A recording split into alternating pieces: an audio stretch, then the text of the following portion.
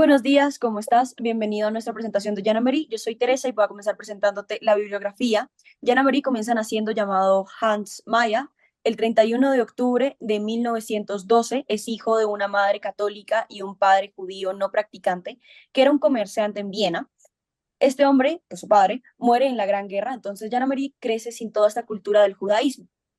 Él, cuando empieza a crecer, decide mudarse a Viena con su madre y en la universidad estudia filosofía y letras. Además, va a unirse a ciertas revistas, va a publicar y va a ser parte de grupos activistas políticos. Cree firmemente que con la filosofía del neopositivismo se podría curar del fascismo y el nazismo. Pero bueno, después en 1933 se casa con una judía ortodoxa polaca y cuando llega 1938 y el Tercer Reich invade Austria, ellos tienen que escapar hacia Bélgica con documentos falsos. Los agarran y los van a mandar a Francia. Él va a un campo de concentración donde tiene la capacidad de reflexionar con otros compañeros. Igualmente consigue escapar, regresa a Bélgica, se reencuentra con su esposa y se une al movimiento antinazi donde reparte bastante propaganda. Los vuelven a agarrar y lo van a torturar hasta que él confiesa que es de ascendencia judía. Como ascendente judío lo van a mandar a Auschwitz y a otros campos de concentración donde tendrá un trabajo duro y pesado en el campo y sufrirá mucho, y sobre todo de soledad.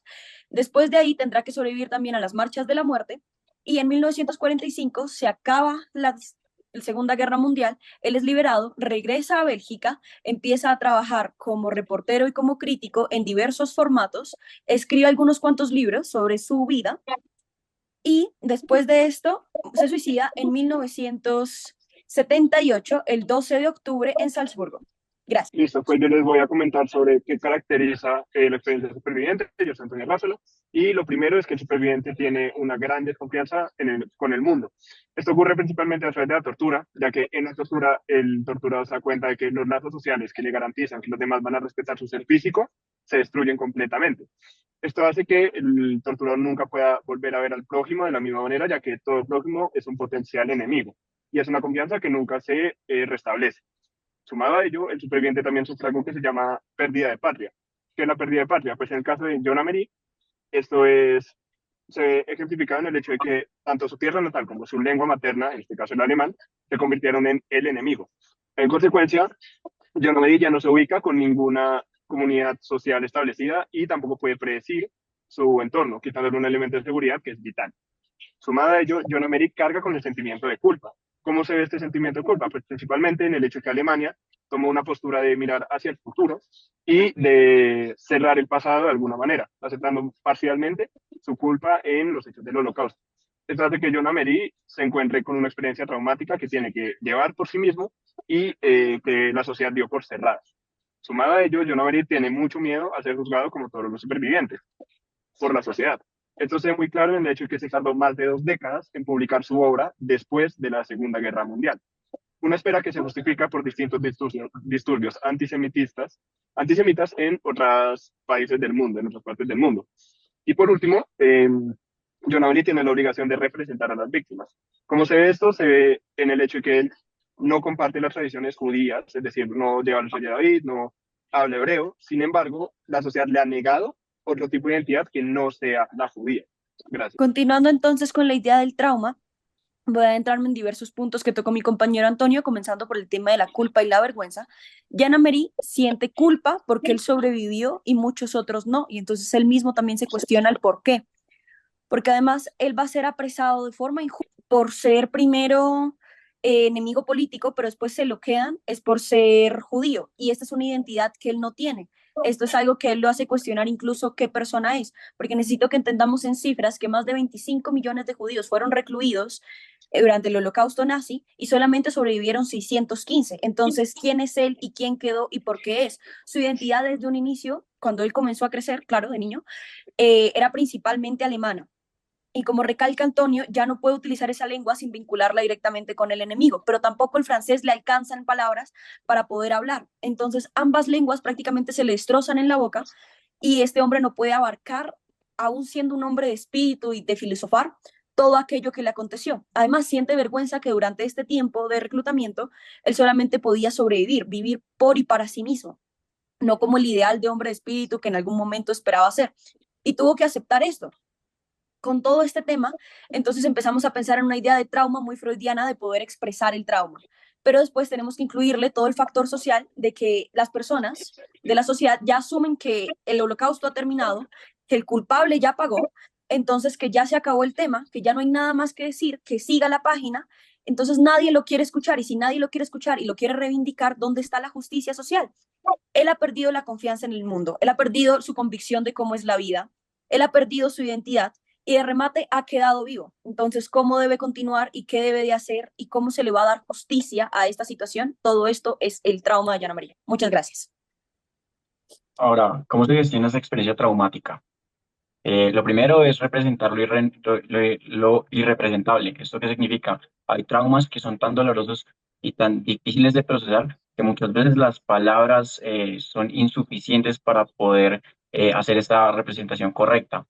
Esto lo podemos ver principalmente en su proceso de tortura, cuando él dice que las metáforas y las figuras simbólicas son completamente insuficientes para poder expresarle al lector cómo es la experiencia de ser torturado. La segunda es el testimonio. Básicamente, como ya han mencionado, hay un rompimiento de patria y con eso se rompe la identidad y es necesario hacer una reconstrucción de esta identidad. ¿Cómo se hace esta reconstrucción? Mediante el testimonio, ¿sí? El testimonio es un proceso de reconstrucción de identidad y es básicamente algo similar a una hoja de vida. Tú al decir tu trauma, también te estás reconstruyendo a ti mismo y eso es importante. Él habla de este rompimiento de identidad, sobre todo de cuando le hablan en su lengua materna, el soldado. Este soldado básicamente le dice a él como, bueno, pues le habla en su lengua y él se da cuenta que tiene que responder en frases y ahí se da cuenta que eso ya son tierras enemigas. Tercero, acto de solicitud y efecto catártico. Entonces, básicamente lo que termina sucediendo en una experiencia traumática social es que esta experiencia traumática social necesita de un procesamiento, ¿sí? Porque si no, termina generando malestar de manera individual. Se necesita pasar a una parte colectiva. Entonces, para esto se necesita un acto de solicitud, que es una ceremonia donde básicamente se valida este sufrimiento individual y se hace un proceso empático. Entonces, eso es catártico porque la represión emocional sale a flote. Esto él lo habla y le molesta de que cuando regresó al holocausto, como que esto no sucedió, solo la gente pasó página y eso a él le incomoda de sobremanera. Entonces, la siguiente es vulnerabilidad. Entonces, en este acto de reparación, para que haya un perdón con mi victimario, la única forma de que mi victimario no haya tenido ningún tipo de castigo o problema con lo hecho hacia mi persona es que yo haya tenido un proceso de deshumanización. Entonces, la única forma de poder recuperar mi humanidad es ver la vulnerabilidad en ese ser que me hizo daño.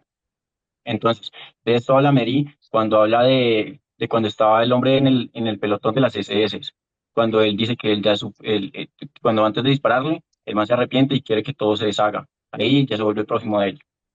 Y el último punto es que a pesar muchas veces la sociedad se vuelve cómplice de toda esta situación debido a que pues no hace nada al respecto. Entonces, este sufrimiento y esta situación termina generando que uno tenga que volverse un militante, ¿sí? De esto habla Ameri cuando habla de la obligación de ser judío. Gracias. Listo. Yo ahora les voy a hablar sobre el rol del lazo social en la gestión de lo traumático. Y lo primero es que cuando se rompe el lazo social, esto es súper importante, cuando se rompe el lazo social, el individuo o el superviviente no puede ver a los demás como posibles prójimos y esa confianza nunca se restaura. En consecuencia, John Amery se ve solo, se ve limitado, se ve solo con su trauma en un contexto potencialmente hostil. Esto es muy negativo para su gestión y pues lo seguirá haciendo a lo largo de su vida. Sumado a ello, el consenso que la sociedad le dé al trauma también es muy importante. ¿Por qué? Porque John Amery, en su inscrito en el resentimiento, lo que quiere no es mirar hacia el futuro y quiere quedarse en el pasado, quiere trabajar ese pasado.